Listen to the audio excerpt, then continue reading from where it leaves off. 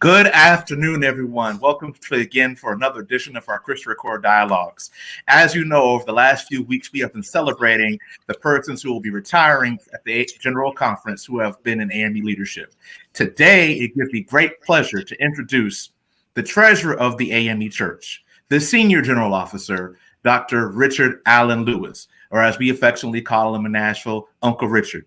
Dr. Lewis is a member of Lee Chapel AME Church. He has served in this office, he reminded me, for 6 quadrennium plus 1. So, and a fun fact, Richard Lewis, as we'll talk about this interview, is a multifaceted businessman. And I allow myself to say this personal thing. Richard Lewis, thought or not robbery, a little over 20 years ago, when my father died, he made sure that my father's last wishes were carried out. And my father, we literally drove down to Rome, Georgia to take my father down there and bury him. So it's not only an honor for me to interview one of my colleagues, it's an honor to interview one of my family friends and dear friends. Welcome, Mr. Lewis, today to the Christian Recorder Dialogues. Thank you. Thank you, John Thomas. I'm glad to be here and I hope you're doing well. Yes, sir. Yes, sir. So we'll just go ahead and get into it. We've been using this time to allow you and our colleagues and the bishops who are retiring to reflect on their last years of service. And of everyone we've interviewed, you've served the longest, 25 years, and you still have some hair on your head, which has been a running joke with some of our colleagues. So let's just get into it. What is your business success? What is your biggest success as a general officer? And what has been your biggest challenge? Well, my biggest success is the fact that I had a ministry in finance. Most ministers have a ministry in gospel, in preaching, etc. and so forth. Mine has been in the financial realm of the AME Church since 1996. And we'll talk about a few of the good things and a few of the tough things, i.e., in 1996, after the General Conference in Louisville, Kentucky, in the month of September, about 2 months after I was elected, we were able to determine that the church was in the red by $1,800,000 and some odd thousand. Wow. That's what I said. But since that time, we've been able to do, I hope, a lot of good, i.e., we had less than $18,000 to work with in 1996. And by the end of the quadrennial, we were able to say that we had recovered to the point that we invested almost $2 million. We grew from 18,000 to 2 million. Another success that I'd like to think about, which to me is the most important thing, we began asking the bishops of the church to ask the districts to pay an extra 4% into the general budget, and we have done that since the year 2000. And as a result of that, we have been able to pay for every general conference in full at the end of that general conference, and we did not have that $1.8 million to worry about anymore. Now, the general conference from 2000 to 2004 had a lot of things to happen in it. We were able to provide the Social Security match for the bishops and general officers.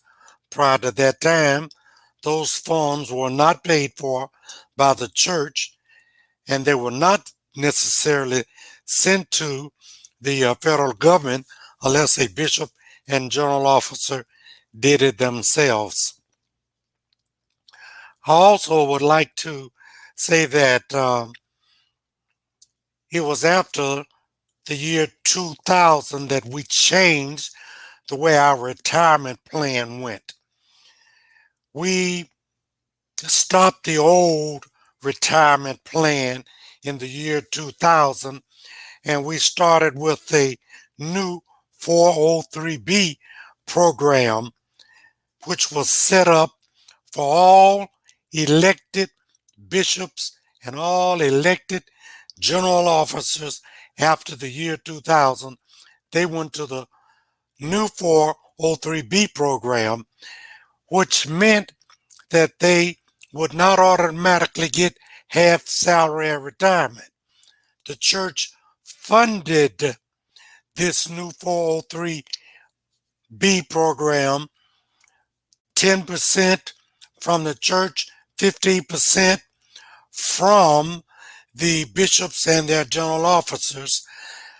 And I'd like to say that that meant that if you serve 4 quadrennials or at least 12 years or more, you had a better shot at receiving a retirement than you did if you retired at on the old program. You got half salary and that was it. But also, if anything happened to you, your family, your spouse, they did not get anything if you were on the old retirement plan. Under the new retirement plan, your family got what you had saved and what the church had contributed, which was in the amount of 15 and 10. In 2000, we did one other great thing, I think. Mm-hmm. Bishop Cummins suggested that we look at electronic voting. Mm-hmm. We not only looked at it, we instituted electronic voting in the year 2000, and as a result of that, we stopped the old style of voting that used to be used in the cities and the states throughout the United States. The machines where you went and you put in your ballot and all of that kind of stuff. So those that all was, night general conferences. That's all night voting with the chicken that we used to hear about. now you ought not to tell that because you're telling the truth. Because after I was elected in 1996 on July the 1st, I went back to the hotel and took a nap and came back and they were still electing bishops and general officers. I shouldn't have told that, but I did. And they had some chicken left over and I got my breakfast that way. During the period of 2000 to 2004, Bishop Vasti McKenzie was in the treasurer's office one day and I said to her that, you know, Mr. Richardson and I are working on a 5-year budget for the AME Church. And she said, well, what you really need is a strategic plan. I said, you got to have money with all of it. As a result of that, thanks to Bishop McKenzie's suggestion, we instituted, went to the general board and to the council of bishops, and we were able to convince everyone to do a strategic plan, which was a great thing for the AME Church. And as a result of that, we adopted some of the ideas of the strategic plan. We didn't adopt it all. We should have, but we did not. But thank God, we adopted a number of the ideas from the strategic plan. It was also, I guess I need to mention that it was in 2004 that we began the observer registration. just like you do when you go to your fraternities convention, etc. and so forth. We'd never done that. And everybody thought we'd lost our mind, that we were going to charge people to come to the general conference when they'd been coming free of charge prior to 2004, all the way back to when we started having general conferences. We got that idea because we had a number of bags, uh, registration bags left over. So we started selling registration bags at $25 a bag, and the people bought them. So say if they'll buy a bag, they ought to buy an observer registration, and we'll put something in the bag. So it was in 2004 that we started observer registration, and it's been going ever since then. And that is another way that we have been able to pay for the general conference in full, along with the 4% contribution from each one of the districts. So observer registration was one of the best things since sliced bread. This reminds me of something I think it's important. Mhm. Having started out in the red, we have been able to save money, which has been one of my primary functions. Saving money for the AME Church. You know, the AME Church was asset rich and cash poor from a connectional level. We own a lot of churches throughout the 19 districts that we started with when I began. We own a whole lot of land, a whole lot of churches. Churches had a lot of monies in their coffers in each individual church. Well, thank God, now you can say that the connectional church has been able to save some money. And we have some money, and it's invested. And it's important that it is invested. I have to tell you one thing, though, that's important. I didn't invest it all in the market, but I did put 25% of it in the market because I knew that if I lost money in the market, that the AME membership would want me to pay it back. They would say I was gambling with their money. Well, we've been very fortunate since that time. We have been able to save money, and we've been investing money, and we've been able to do what I consider a great job for a lot of different reasons, i.e., Mhm. Morris Brown College in Atlanta had a real big problem. Mhm. Over a period of 3 quadrennials, we were able to help them. Mhm. And as a result of helping them, we bought back some bonds in excess of $10 million. Mhm. And as a result of that, we were able to recover that money by the sale of some of the land that Morris Brown was not using, thanks to Invest Atlanta down in Atlanta. We got up to about $4 million, $5 million in loans to Morris Brown, and it was in 2019 at a general board meeting in Birmingham that we forgave the debt of Morris Brown, which was right at $5 million. I remember that. In addition to that, we were able to help Wilberforce University to the tune of $1.7 million. And I might add that it seemed like every year we were able to help Wilberforce University while I was treasurer, especially during the summer months when they were run short in Mhm. funds. Now, that's just 2 schools. Um, we've been able to help not only those 2 institutions, but we've been able to help um, other districts throughout the church, other bishops throughout the church as a result of saving money. Mhm. Um, I think we might have been accustomed to spending money. And I'd like to say that now we are accustomed to saving money. And I hope when I retire in the next 24 days, 24, that we will be able to continue to save and that we will not dissipate with the funds that we've been able to accumulate over time. Now, I'm saving the best to last. All right. All right. The best thing the AME Church did, in my judgment, in addition to all of the things that we've talked about, is when we went to the quarterly payment. The finance department used to get its money 2 times a year. We came up with the idea that why couldn't we pay quarterly?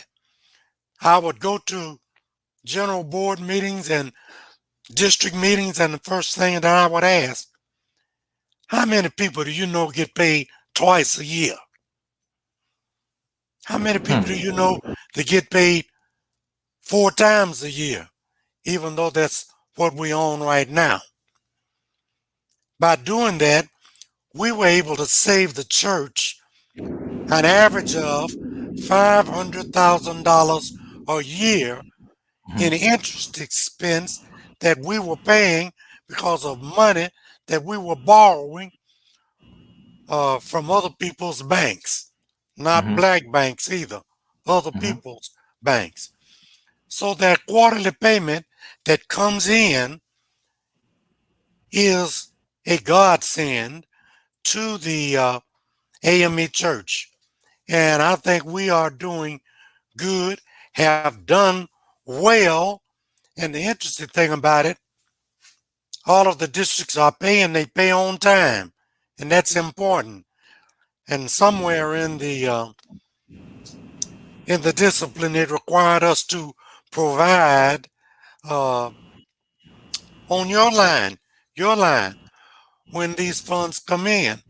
So all of the districts know that we are paying, that the finance department is receiving the quarterly payments on time, and it also shows up if they're late, because we know that they collect them, because I talk to all the treasurers and all of the accountants in all of the districts. So thank God for that being put in as a rule in our discipline. Now, I don't know how long I've been talking, but I can, as you can tell, I need to take a break on my voice just for half a second. That doctor made a mistake back in 2013 and hit the laryngeal nerve, and my vocal cords don't work like they're supposed to. But guess what? I'm still vertical, and that makes a difference. So I know, knowing you, because I supported you, and I'm going to support you again. I like the way you think. So I know your mind has got a few questions. So why don't you just shoot your best shot and let me see if I can answer a question or two for you.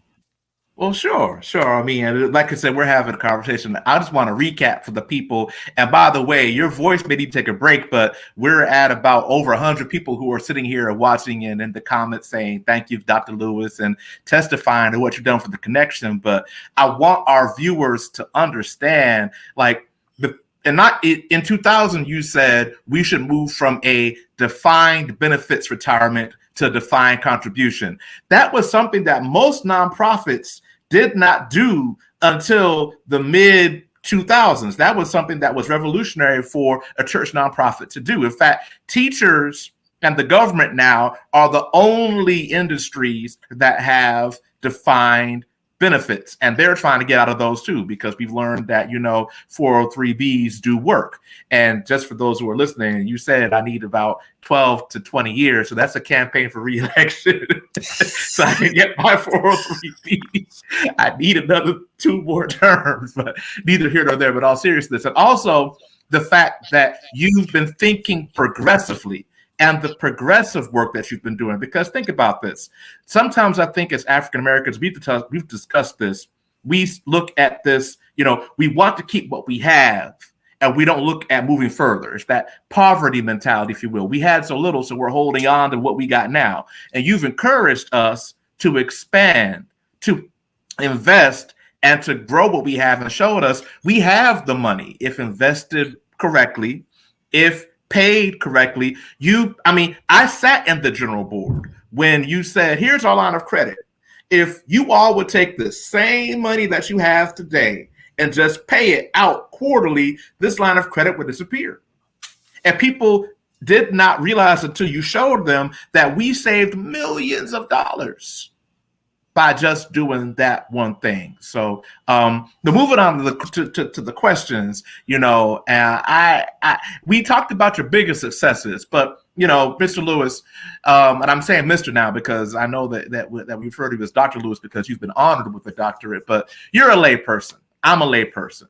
And we hold two departmental roles in the AME Church, a church whose denominational leadership, and I'm not talking about bishops, I'm talking about the executive positions, treasurers, everything, Christian education. Most administrators in our church are clergy. So I'd like to talk a little bit about some of the challenges you've had, both as a treasurer, but also, quite frankly, as a layperson, going into a room dominated by preachers. Not to say that we don't mind being in rooms with preachers, but understanding that in the AME Church, we're not used to having laypersons in our hierarchy. We're used to laypersons being in a local church, but once you leave your local church, it's mostly clergy on your way up. So talk to us a little bit about some of those challenges that you faced. Well, I appreciate the fact that you brought out this situation about a layperson. A ministry of finance. Being a layman is one of the most important things that I appreciate more than anything, being a general officer in the AME Church. You're right. We have bishops and ministers all over the African Methodist Episcopal Church. But it's time that our lay people understand and remember and know that we have lay people that have just as much intelligence as our bishops and our ministers in our local churches. Sure, some of them have PhDs, EDs, DDs, and anything else. Honored and non-honored, earned and non-earned. But you have lay people that have just as much sense as they do. Go back to the early 1900s. Oh, you're going to go there? Okay. Okay. I know where you're going.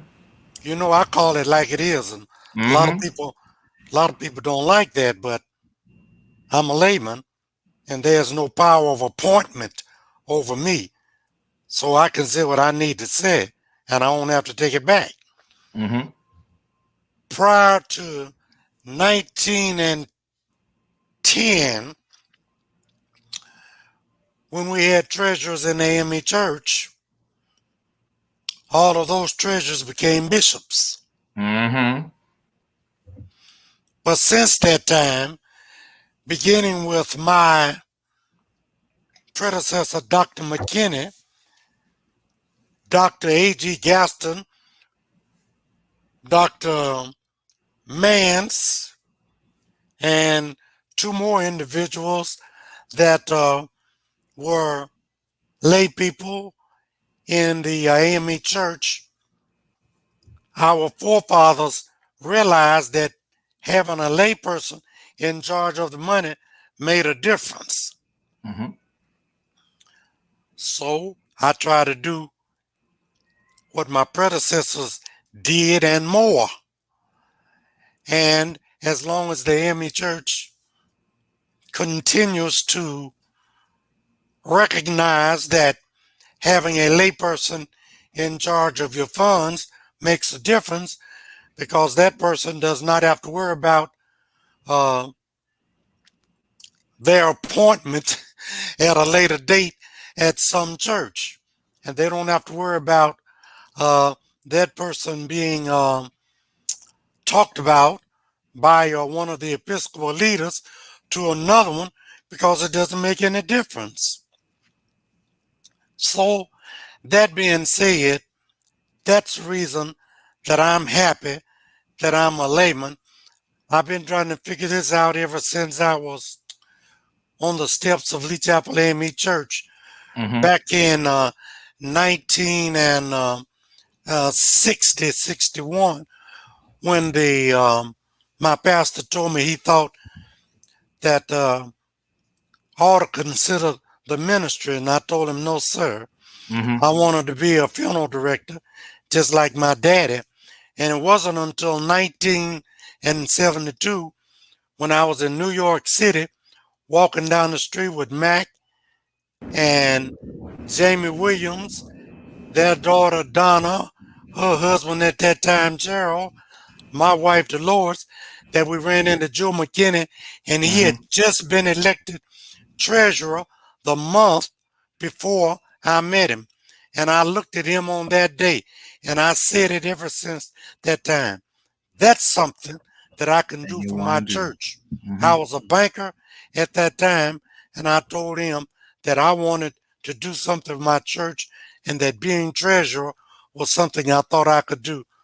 And the rest is history. Not only is it history, I was blessed to be involved in 3 different businesses at the time that I was elected. And as a result of that, I wasn't worried about getting fired, because if I did, I could go back to my businesses. And I won my first election with over 85% of the votes, and I haven't had any competition since.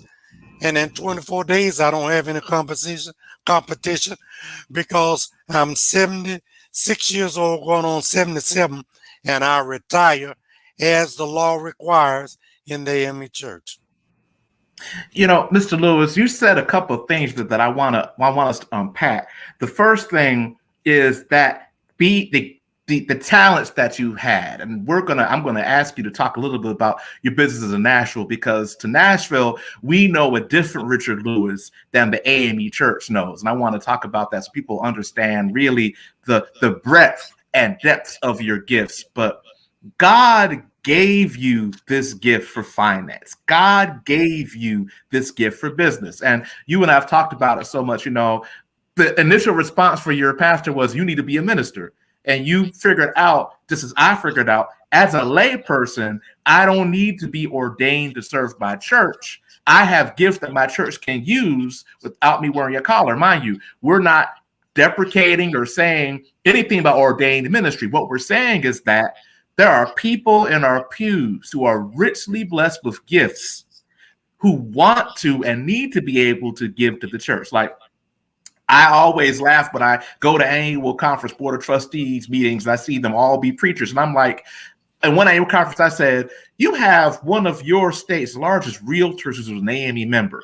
They're not on your annual conference trustee board, but you have preachers who have basically been good pastors on your trustee board. The person who deals with millions of dollars in real estate, you don't want on your annual conference trustee board. I don't quite understand that. So I want people to appreciate that you knew your path, you walked your path, and God made room for your gifts in the church, the same way that God made room for my gifts in the church. If you had told me 16 years ago I'd be that other recorder, I'd have been told you, well, you're on some recreational medicine. But here I am, and I want to always thank Dr. Sidnell for seeing something in me and walking with me the same way Joe McKinney walked with you. But going back to Nashville, now I know Mr. Lewis as Dr. Lewis as the head of Lewis and Wright Funeral Home, Nashville's most distinguished funeral home. I remember as a kid eating in your Captain D's and Shoney's restaurants. And I told folks, when you fly into Nashville's airport, this was before the big expansion where they blew up the airport, which is huge now. The Popeyes chicken and the Burger King and the concourses are owned by you. So I want people to understand that you've lived this economic business entrepreneurship. Okay, so can you share with us a little bit about, just your businesses outside the church? As in general, you have seen it all. I remember when you told me as a kid how, you starting up your own cab company. So especially, I want you to talk about first about your businesses in Nashville and what you're doing there. And then just looking over, we just came through a horrible depression and we're now in a pandemic. What are your thoughts on the current state of Black America economically? Well, you packed an awful lot into a small place. But let me just start off with the very first thing that I think. John, I have been blessed, and I tell people that all the time. It's not about what's up here. It's about the blessings that I have received. Being on the steps of my church, Lee Chapel AME, when Harold Love, at that time a councilman and a state representative, I had just finished college. He said, "You ever thought about banking?" And I tell you, I told him, "No, sir, you don't see any black people in banking." 1968. Well, that started out and left me with a 16-year career in banking. And before I forget about this, and I talked about it, being in 3 different businesses, I could not have done this had it not been for my sons. I've got 2 children. One takes care of the restaurant side. The other one takes care of the funeral home. In order to do what God has allowed me to do, a ministry of finance, I had to have good people behind me. That being said, when I left First American National Bank, which was my first banking job, and went to Citizens Bank, which was an all-black bank, one of the things that happened to me was I was blessed to hire a young lady by the name of Deborah Cole. She was Deborah Scott Ennisley then. I brought her on as my CFO at the Citizen Savings Bank and Trust Company. That's the oldest continuing minority bank in this country. Then I had a lawyer who just happened to have been around when my dad died, and he introduced me to another fellow, and that's how I got into the airport business as a joint venture at first, and then as a owner, and still doing it, and I thank God for that. And then I got involved into the Japanese business by making a phone call to the president of Shoney's.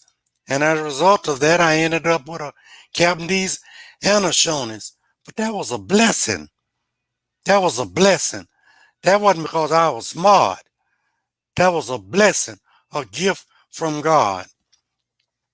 Now, as a result of all of those things, I've been able to continue to work for the church while my restaurant side of the family goes, or is covered by my youngest son. The funeral home side is covered by my oldest son. Um, well, again, blessings come in many different ways. So I have to go back and say I'm glad I'm a member of Lee Chapel AME Church, because the same man that suggested that I go into bank is now my pastor, Harold Love Jr. And he's been my pastor, I guess for 3 or 4 years now. And I remember when he was born, he was one of 5 children. He was the last one. So I can talk about my blessings all day. Most people don't talk about their blessings, but I can, and I do, because it's important that you realize where you've come from. And knowing where you've come from oftentimes carries you to where you want to go, but it's a blessing. You got to walk with the Lord when you do that. And I have walked and I have been blessed. And I'll tell any and everybody, out of all the things that have happened to me, I have been truly blessed. Now, in no way in the world I'm going to leave this call without saying one other thing. When I was a senior in high school, I had a car, and I used to drive that car out to Tennessee State University, and they had a lot of pretty young ladies out there, and and I met one of them. Her name was Dolores Haskins. Dolores and Haskins and I got married in 1965, so I guess that makes us, we've been married 56 years now. Some people say that's the wings, the wind beneath my wings. Well, you could say that if you'd like. I say that's my business partner, my partner in life. So Dolores Ann Haskins Lewis has allowed me to give the church 25 completed years, and on July the 26th, it'll be 25 completed years, and one day into my 26th year. Now, she had to live with me while I accepted those calls, day in the day, in the night, while I travel all over the world, to Africa, to England, to wherever I went, to India. You know, you have to have a real good woman to allow and work with you while you work for somebody else. Because you know, there are a lot of people, some of them, don't appreciate the way I do things. But there's some that appreciate it. And my wife knows those that are, she knows the ones that appreciate it. And she's heard about the ones that have not appreciated. But she has stuck with me. And I'm going to take this opportunity to tell her thank you right now for sticking with me through thick and thin, ups and downs, throughout not only the 56 years of marriage, but through the completed 25 years working for the church. And if I had to do it all over again, I'd do it the same way. I would not change. I would not change anything from the way I have done this, because I've had good friends. Two of them I travel with, what we call the old man's group. We travel somewhere for 3 or 4 days every year. And ladies, all of us are married, and all of us got good wives, and at least one of them was married, but that's all right. He's still my good friend, and she's still my sister. So that takes care of that. I'll get off that subject. Thank you, John, for putting that in my mind just now. Okay. Blessings. Yes. So, that takes us to, as we wrap up, because I know we have the general conference coming up that you're still working to make sure that we get in and out of Orlando, safely.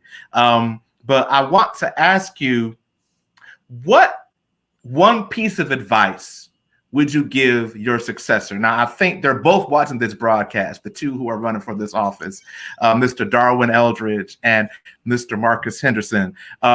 Interestingly enough, both from, well, it seems to be very much a family discussion that we're having right now. But what piece of advice, whomever one of these both qualified candidates will take that seat, what piece of advice would you give the person who would take your seat, either one of those two who are on our call right now? Well, let me go back and remember two things. Number one, Darwin Eldridge was my chairperson when I ran for the treasurer in 1996. He's a CPA and has done a great job and retired from the federal government, IRS.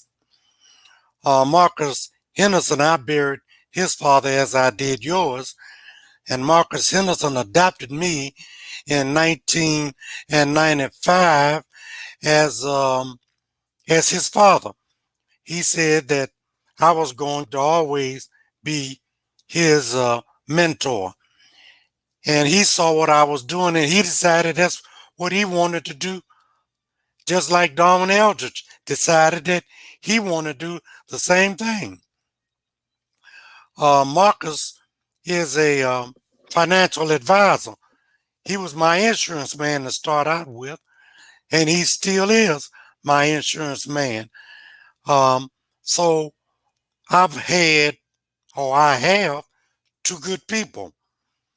But let me tell you what I would say to either one or both. Be firm. Be consistent. Be your own man.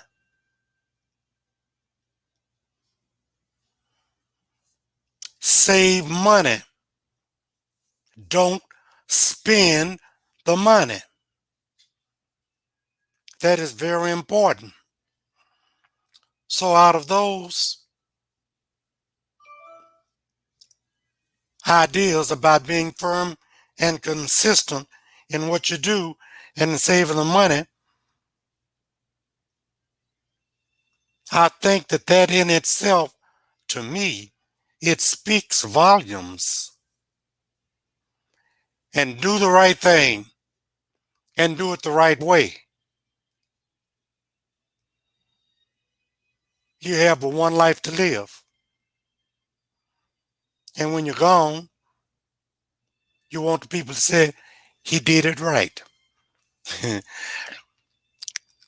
was talking to Mr. Richards, whom I brought on as a CPA 2 months after I became treasurer of the AME Church, and he's been with me for 25 years. He knows a little bit about me by now, and I know a little bit about him, but has one song. You know, I used to be a soloist until my 2013 messed up my voice. But there's a favorite song that I love that I told my wife I want them to sing it at my funeral. I don't care what religious songs you sing, make sure they sing one favorite song. Roderick Beelan, you remember this, just in case you're watching. I did it my way.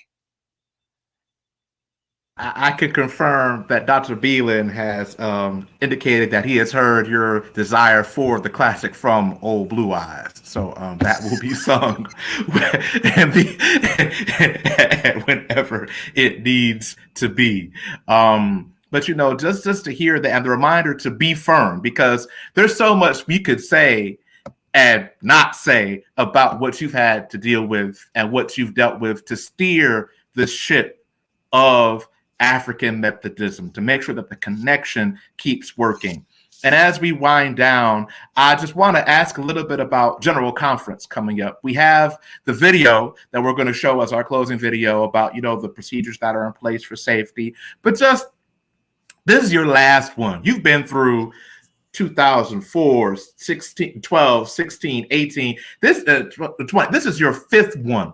So just looking at number 5 that you've been through, what are some things that you'd like the connection to know before we're going? Because I know there's been a lot of, you know, there's a lot of, this is number 6. This is number 6. So just you have the ear of the connection right now. So just this is a family discussion. Just tell us some of the things that, you know, we need to know and what we're looking at. Well, I think it's important for you to understand one thing. As some people, this has worked my last nerve. But thanks to Anita Rankin, who has been my meeting planner ever since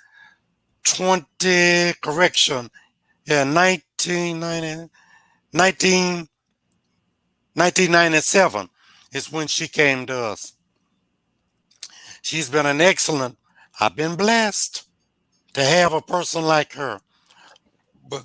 And I want to say thank you to her and to Mr. Richards and the entire staff of the finance department right now for all you've done, all that you're doing, and all that you will do. But we've worked hard on this general conference. I signed a contract just and approved it.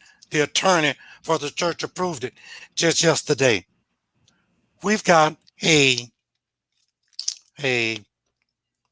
I'm trying to think of the name, a medical team that we've hired to be a part of this general conference, to make sure that they are in every location where we are, to make sure that if anything goes wrong, the people will be taken care of. Not only did we do it here, we did the same thing in our off-site location in South Africa.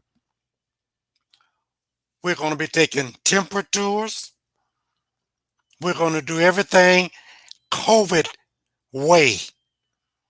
We're going to make sure that the places are cleaned every day, sometimes 2 and 3 times a day, depending upon where they are located. COVID restrictions in this general conference are going to be just like the COVID restrictions that we had prior to 3 months ago. It's important. I want to take care of myself. I want to leave this general conference just as healthy as when I come to it. And Anita, Sharon, Velma, I'm running short on names now, Lisa, all of the rest of the team, Karen, all the rest of the team members that are a part of this. They have contributed an awful lot. And you can come to this general conference and you can be safe. We are making sure of that. We will not allow our membership to come and be exposed to something that might take them out of this world. In fact, one of our sister denominations has called us to find out exactly what we are doing and what we've done. Now, I think you said that you have a video. That video will tell you everything that I tried to put into 2 minutes so that you will know what's going on in the general conference in Orlando. Let me tell you one thing, John Thomas. If my sister, Donna Margaret Williams, Selby Williams, can bring my mother, Jamie Coleman Williams, who is 102 years old, to the general conference, do you think I would expose her to anything that would be detrimental to her life or to my wife or to my finance team? Well, you asked for the answer. I'm sorry if I got all involved. Why don't you just... No. That's what we needed you to. That's. This is your talk. This is what we needed you to hear. You know. Well, it's important. We've done everything under the sun to make sure that we protect individuals that come to this general conference. It's important. We have a job to do. We've got bishops to elect, general officers to elect, connectional officers to elect, bishops to be reassigned or assigned. We've got all of that to take care of, and we have to do that now. And I guess I just go on and tell the truth. One of the reasons that we're doing that is because of my current chairman, Bishop Clement C. Willie Few. Tell them about CW. Tell them about CW from Memphis. Yeah, the former pastor of Bethel AME in Nashville, the former secretary to the church for 12 years before becoming a bishop. He encouraged me to go ahead and do what we had to do. And I said another thing. one of the reasons I guess we've been able to save money is because we needed to save it so we can pay for all of the things that we're paying for this general conference. Mm-hmm. We're spending a lot of money on this general conference to making sure that our people are protected. Mm-hmm. Me included. Okay. You Well, can get, I can get all fired up about this. I know. That's why I wanted to ask you so the people could hear straight from your mouth because they have many of the people watching haven't heard the General Conference Commission presentations. They won't be on the General Board call next week. So it's important for people to, hear straight from the horse's mouth, what's going on or what's going to happen. So I just, as much as we can tell people. Legally, we've done everything legally possible to making sure that our people are taken care of. And if they don't want to be a part of that, bless your heart, they just have to stay at home. But there are opportunities to watch online and contribute, like we have through the HBCU concert, the opening worship, the virtual banquet, as well as the consecration will all be streamed. And again, for those watching, we encourage you to go to the AME Church website. Go to the AME Church website. Go to the AME Church website. Everything is there for you to see, and what will be streamed, what will not be streamed. The legislation is also up now. We are being as transparent and as open as possible with this process, so that you can see what's going on. So, Mr. Lewis, yes. Before we go any further, let me thank you for this opportunity. I never thought about doing this, but thanks to you, I guess that's another reason I wanted you to be the head of the Christian Recorder and the TCR dialogues that you're doing. Thank you for what you're doing, for what you've done, and for what you will continue to do. And thank you for this opportunity. And just in case you didn't know it, we presented the budget to the bishops this morning for their review before the general board meeting this coming Tuesday. Statistics and Finance has already passed it, and I'm hoping that the general board will pass it. Then I hope the general conference will pass it, so we won't have to be going back to work in the middle of the general conference in the middle of a pandemic. So I want to give a shout out to the people that'll vote in the general conference. Pass our budget, please. And general board members, pass our budget, please. Thank you again, John Thomas, for this opportunity. I didn't expect to say and do all this, but you opened the door and I walked in. And it's important that people hear from you, because so often we hear, we see the calendar, we see the person, but we don't get to hear. And that's what's important. So again, as we wrap up, I just want to thank you on behalf of the 130 some odd people who are watching this live, and then the hundreds who will watch the replay. Thank you for your service. We thank you for your dedication. And we are looking forward to seeing you in Florida these last few days. And before we go, I want to ask something. I know Mrs. Lewis is around someplace. What are you going to do now that when you retire? I mean, what is your plan immediately, July the 12th, when you can? Well, we'll say the 15th, because you got to sign you have to sign the final payments. What are you going to be doing after this is done? What are your plans for your retirement? The first thing I have to do is to balance the books, make sure we get this general conference paid for, hopefully without any losses. The second thing I'm going to do is what my predecessor did for me. Whomever the next treasurer is, I intend to be around to assist them. This treasurer is going to step in as a heck of a lot more than what I stepped into in 1996. After I do that, I told my youngest son I hope he'll allow me to drive the car and be his bank to gather deposits to the bank. I've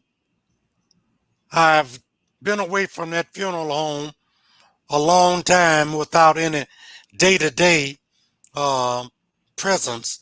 So I made up in my mind that I was going to spend 3 days a week, 3 hours a day, maybe 2 days a week, maybe 3 hours a day. Mm-hmm. But that's what I intend to do to worry my oldest son, Ricky, down there. And Tony, maybe he'll let me be the banker. But let me tell you what I really like to do, okay? Okay. I love to get on the ship, to get I on the know. cruise where the water is. And I like all of the areas that you have to participate in when I'm on that ship, and the fact that you're on the water for a day or two and then you stop at these various ports and you visit cities. So 2 cruises a year, funeral home, the banker. Uh, I got to do something because I know my wife's not going to want to be bothered with me at home every day. I'll just probably run her crazy. So that takes care of that. So we may find you in the airport in Nashville looking over those concessions, or at a bank someplace, or someone on the boat in the Mediterranean may see the treasurer on the Lido deck. But Mr. Lewis, again, we just thank you for your time, for taking time to be with us today. You've again, your staff, your family, you all are Nashville treasures. And so we honor you, we salute you, and we know that you will take a well-deserved semi-rest after the general conference, because we know you have a whole lot of more things to do with your life and your business. So thank you, Dr. Lewis. Remember, Yes, sir. John, I didn't do it by myself. You sure didn't. I You had a sure heck did. of a staff over the years that I brought in. You get something done through people. And I'll tell that to my next successor. You get it done through people, the right people. The right people. So, Mr. Henderson, Mr. Eldridge, you have been given your tips from the voice of the master. Thank you, Dr. Lewis. We're going to go ahead into our announcements now. First, we encourage you to support the Christian Recorder by buying a subscription for $36 a year. You can visit thechristianrecorder.com. Today, we emailed out the full digital edition of the May paper. We will be doing that due to some COVID-related printing delays. We will be emailing those out until probably at least June. But the May full digital edition, you can see. And so if you're wondering what you've been missing by not ordering the print, you will see that today in the emails. And so we encourage you again to buy a subscription for $36 to the Christian Recorder. We also encourage you to support the AME Church Publishing House for your church school and worship needs. You can visit amepublishing.com. The marquee product right now is the Christianity in Context series. You can go to iamame.org. iamame.org to look at Christianity in context, and also know that we encourage you to order the Sunday school materials. The new quarter is coming up soon, and there's Vacation Bible School coming up. Tons of opportunities for you to support the publishing house, because if we don't support ourselves, who will? And we have a good quality product to offer you through the publishing house and Dr. Beelan. Our next dialogue will be June 15th at 1 p.m. with Reverend Ojero Green, who's the president of Shorter College in Little Rock, Arkansas. He will be interviewed by Morgan Dixon as part of our AME Schools of Higher Education initiative. We will be hearing from Dr. Green and the wonderful work that they've been doing at Shorter College in Little Rock, Arkansas. You do not want to miss that interview, as that is the final interview on our AME schools before General Conference. We, of course, are able to give these dialogues through the generosity of our sponsors, and I would like to mention them at this time. We have first, Jonathan Augustine for Judicial Council. Jay Augustine is a pastor in the 2nd Episcopal District, and his number is 310. And that is Reverend Dr. Jay Augustine for Clergy for Judicial Council. And also for all these candidates, if you have not looked at the candidates forum that's on our YouTube page, please do so. Next, we also would like to acknowledge Reverend Dr. Carla Cooper for Missions. Reverend Dr. Cooper is number 271. She is in the 5th Episcopal District. And again, you can see her video on our YouTube page, her responses to the candidates forum, and also visit her website located below. And lastly, our sponsor for this broadcast is the Reverend Dr. Sylvester Scott Beeman. That is Reverend Dr. Sylvester Scott Beeman, the pastor of Bethel AME Church, Wilmington, Delaware. His candidate number is number 401. You can learn more about him by visiting his website. And also, we encourage you to look at our YouTube page to see all the candidate responses and videos. So again, we thank Dr. Lewis for this broadcast, and we're going to close now by showing you the video from the General Conference to show you what you need to know before you go. Get ready to meet safely at the African Methodist Episcopal Church 51st Quadrennial Session of the General Conference. It's taking place July 6th through the 10th in the Orange County Convention Center in Orlando, Florida, and in the Cape Town International Convention Center in Cape Town, South Africa. Also of note, the Orange County Convention Center is one of the first convention centers in the nation to receive the Global Biorisk Advisory Council Star. It's recognized as the gold standard of safe venues. They provide a special air filtering process to ensure clean air throughout the day. The health and safety of our members is top priority, and with that goal in mind, we've created a safe space following CDC meeting protocols, as well as Department of Health and local government guidance in both Orlando and in Cape Town. Following meeting guidelines, attendees will be screened daily, masks will be required, and we will have a medical team on site should any health or COVID-related issues arise. Plus, we're reducing the size of groups gathered at any one time in any one place to allow for physical distancing, and you will see hand sanitizer stations and safety reminders throughout. And when it comes to food and beverage, you can expect some grab-and-go options that are individually pre-packed, and restaurants will be open and operating in a safe manner.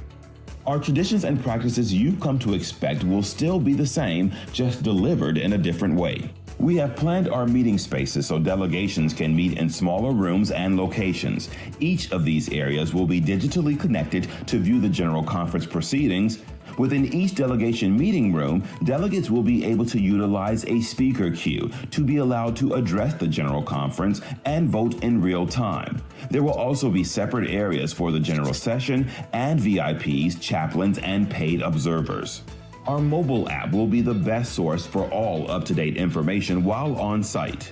As you can see, safety protocols and plans are in place to help ensure a safe and healthy meeting environment, but it will take all of us working together, following the protocols so that we will be able to meet safely for a successful General Conference. You can find more information about the 51st Quadrennial Session of the General Conference by going to www.ame-church.com.